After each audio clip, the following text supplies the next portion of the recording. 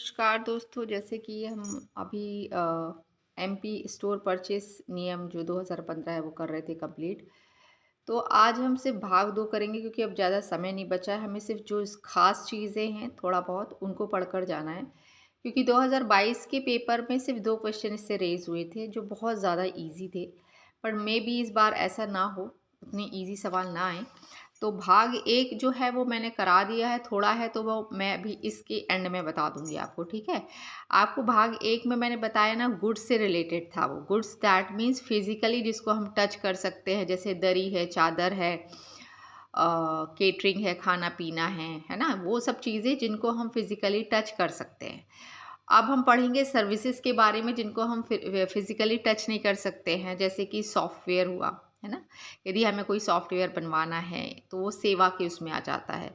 यात्रा से रिलेटेड जो चीज़ें हैं वो सेवा के अंतर्गत आती है। ऐसी चीज़ें जो हम सिर्फ महसूस कर सकते हैं, है ना, उसको आप नाप नहीं सकते हैं। तो अब हम सेवाओं का उपार्जन पढ़ेंगे इसमें।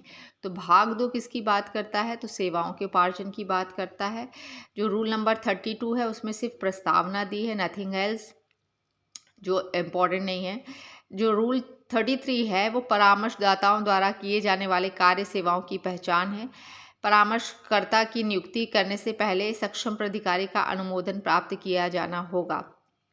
परामर्शदाता आप समझ रहे हो, वो जो सेवाएं हमें देगा, जिनसे हमें सेवाएं लेनी हैं, तो उसकी नियुक्ति कौन करेगा। आप सेवाएं ऐसी तो है नहीं कि आपने पैसे दिए और वो आपके घर तक पहुंच गई।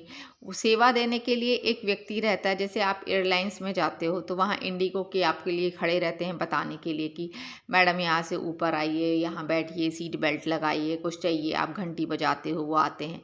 तो वो सब परामर्शदाता कहलाते हैं। दैट मीन्स कि सेवा का यूज़ करते वक्त वो आपको एडवाइस करेंगे कि इस सेवा को कैसे यूज़ करना है।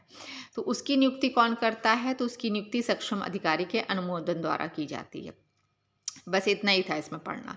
रूल 34 क्या कहता है, सेवा उपार्जन हेतु सक्षम अधिकारी, मतलब कि सेवा उपार्जन हेतु स्वीकृति प्रदान करने के अधिकार राज्य सरकार द्वारा किए गए वित्तीय अधिकारों के प्रत्योजन के अनुसार सामान्य विशिष्ट आदेश से अधिकृत अधिकारी के होंगे। मतलब कि राज्य सरकार किसी अधिकारी को अधिकृत करेगी जिसके अंतर्गत, मतलब जिसके जो होगा, जिसके पास कंट्रोल होगा कि सेवा उपार्जन की स्वीकृति किसको देनी है, मतलब कॉन्ट्रैक्ट हमें किसको देना है, निविदा किसको जारी करनी है। इसके लिए एक सक्षम अधिकारी राज्य सरकार द्वारा पहले से ही आपको है अपॉइंट कर दिया जाएगा। अपॉइंटमेंट है एक प्रकार से कि सर्विसेज का अपॉइंटमेंट देखने के लिए, सर्विसेज को कॉन्ट्रैक्ट लेने के लिए एक सक्षम अधिकारी राज्य सरकार द्वारा नियुक्त किया जाएगा। ये रूल नंबर 34 कहता है, विच इज़ नॉट इम्पॉर्टेंट, ठीक है।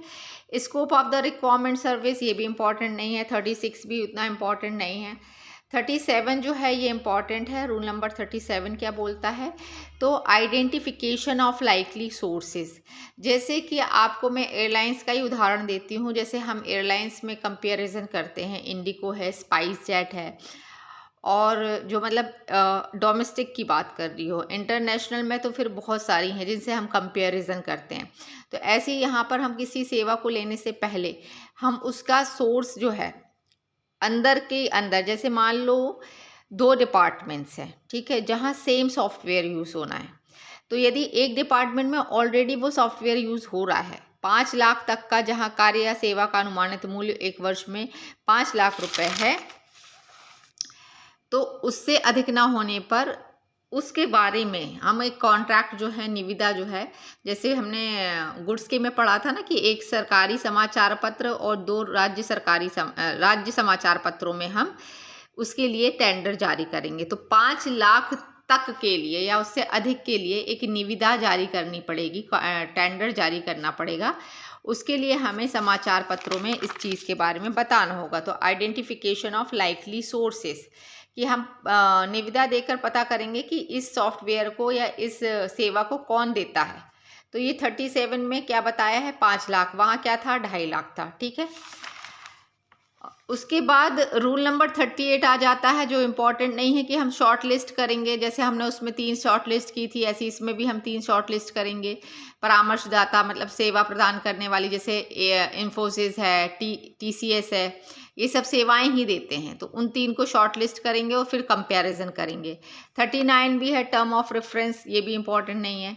40 है preparation and issue of request for proposal, मतलब कि इशू करना प्रपोजल, किसका पसंद आया किसका नहीं आया है, ये भी इम्पॉर्टेंट नहीं है, ये भी नहीं है।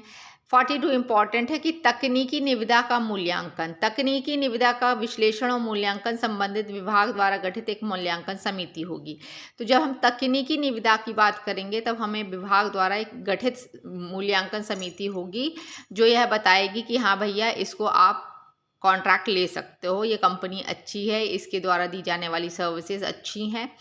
उसका पास्ट रिकॉर्ड चेक करने के लिए एक मूल्यांकन समिति होगी जो उसको मूल्यांकन करके बताएगी। ठीक है। 43 क्या होगा, सेम है कि मूल्यांकन समिति द्वारा पात्र घोषित निविदा का चयन, मतलब कि इसने यदि किसी का चयन कर लिया है, उसका अनुशंसा दे दी है, तो उसको चयनित कर लिया जाएगा।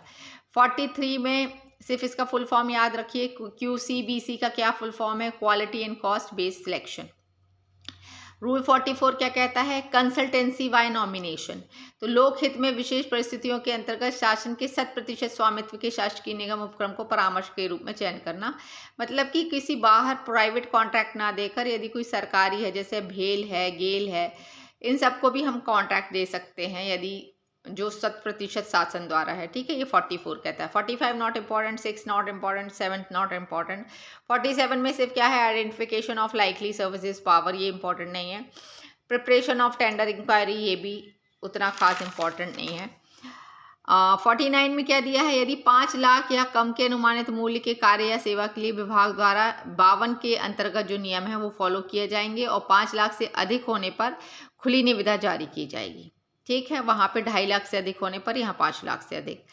तकनीकी प्रस्ताव का मूल्यांकन, इसमें इंपॉर्टेंट क्या है, रूल नंबर 54, जिसमें ब्लैक लिस्ट कैसे करना है। तो यदि कोई है जिसने सर्विसेज अच्छी नहीं प्रदान की है, भ्रष्टाचार किया है, गलत तरीके से उसको किया है, तो वहाँ पे ब्लैक लिस्ट करने का पावर होता है। तो ब्लैक लिस्ट का किस में दिया है, रूल नंबर 54 में दिया है।